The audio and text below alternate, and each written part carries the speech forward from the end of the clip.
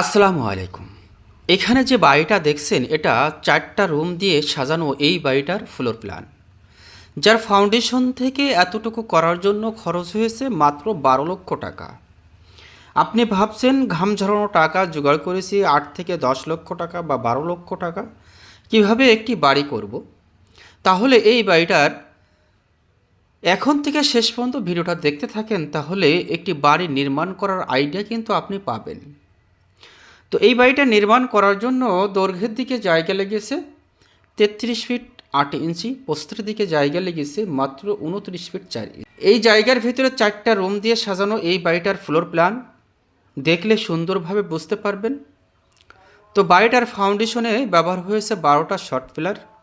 আর এই ১২টা short pillar দিয়ে নির্মাণটা করার জন্য ফাউন্ডেশন থেকে রড যাচ্ছে ২৬০০ কেজি, সিমেন্ট যাচ্ছে ২৭০ বস্তা, গাঁথুনি করার জন্য ১ নাম্বার ইট যাচ্ছে ১২,০০০ পিস, পিকেট যাচ্ছে টোটালে ৮,০০০ পিস।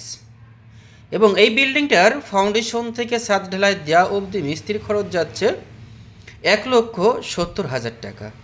তার ভিতর ফাউন্ডেশন থেকে বিম ঢালাই দেওয়া পর্যন্ত আমাদের রড যাচ্ছে ১৩৫০ কেজি, লিংটন এবং সিঁড়ি ঢালাই করার জন্য রড যাচ্ছে ৪৫০ কেজি।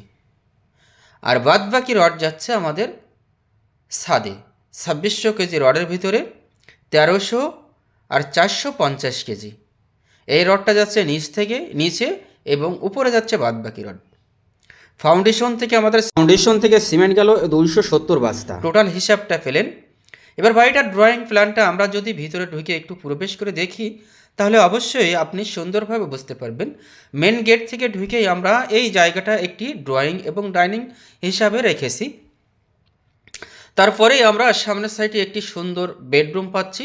আর এই বেডরুমের সাইজটির দেওয়া হয়েছে ১৩ ফিট বাই ১১ ফিট। আর এই সাইজের বেডরুম সামনে ২টা রাখা হয়েছে। আর এই রুমেই 2টা জানলা ব্যবহার করা হয়েছে। জানলার সাইজটি দেওয়া হয়েছে ৪ ফিট বাই ৪ ফিট।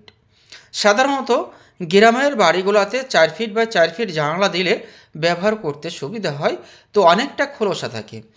তো এই 2 বেডের মাঝখানে একটি সুন্দর টয়লেট দেওয়া হয়েছে। বাড়িটাতে অবশ্য কোনো কিচেন দেওয়া হয়নি, ফ্লোর প্ল্যানে কিচেন রাখা হয়েছে, কিন্তু বাড়ি নির্মাণে করার সময় আমাদের কোনো কিচেন রাখা হয়নি। এটা হচ্ছে পিছন সাইডের আরেকটা বেডরুম। আর এই বেডরুমের সাইজটি দেওয়া হয়েছে 14 ফিট বাই 12 ফিট। এই রুমটার সাইজ একটু বড় দেওয়া হয়েছে। এই রুমে 2টা জানালা ব্যবহার করা হয়েছে। তাই ইতিমধ্যে এমনভাবে আমরা প্ল্যানটা করেছি যে গ্রামের ভিতরে খুব আরামদায়ক স্বাচ্ছন্দ্যে ব্যবহার করা যাবে, ঠিক এমনই একটি প্ল্যান। এটা হচ্ছে সিঁড়ি এবং এই পিছন সাইডে আরেকটা বেডরুম। এই বেডরুমের সেম মাপ 14 ফিট বাই 12 ফিট। তার মানে 2টা রুম দেওয়া হয়েছে 14 ফিট বাই 12 ফিট, আর 2টা রুম দেওয়া হয়েছে 13 ফিট বাই 11 ফিট। এটাও 2টা জানলা ব্যবহার করা হয়েছে। এই যে পোতার পরের থেকে লিংটন থামল গাঁথনি করা হয়েছে, আমাদের 6.5 ফিট গাঁথনি করে লিংটন ঢালাই দেওয়া হয়েছে। 3 পিস করে রড দেওয়া হয়েছে এবং তলা 6 ইঞ্চি, হাইট 6 ইঞ্চি দিয়ে এই লিংটনটি ঢালাই করা হয়েছে। এবং বিমের টপ থেকে ছাদের তলা পর্যন্ত রাখা হয়েছে 9.5 ফিট।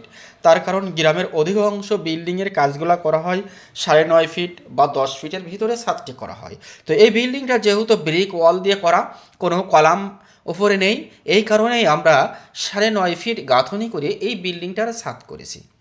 তাই আমরা যারা গ্রামের ভিতরে একতলা বাড়ি নির্মাণ করছি বা করব, অবশ্যই বাড়ি নির্মাণ করার আগে হিসাবটা করব যে আমি কতটুকু জায়গার উপরে বাড়িটা করছি, কীভাবে বাড়িটা নির্মাণ করছি। তো ভালো থাকবেন, সুস্থ থাকবেন, আমার জন্য দোয়া করবেন। খোদা।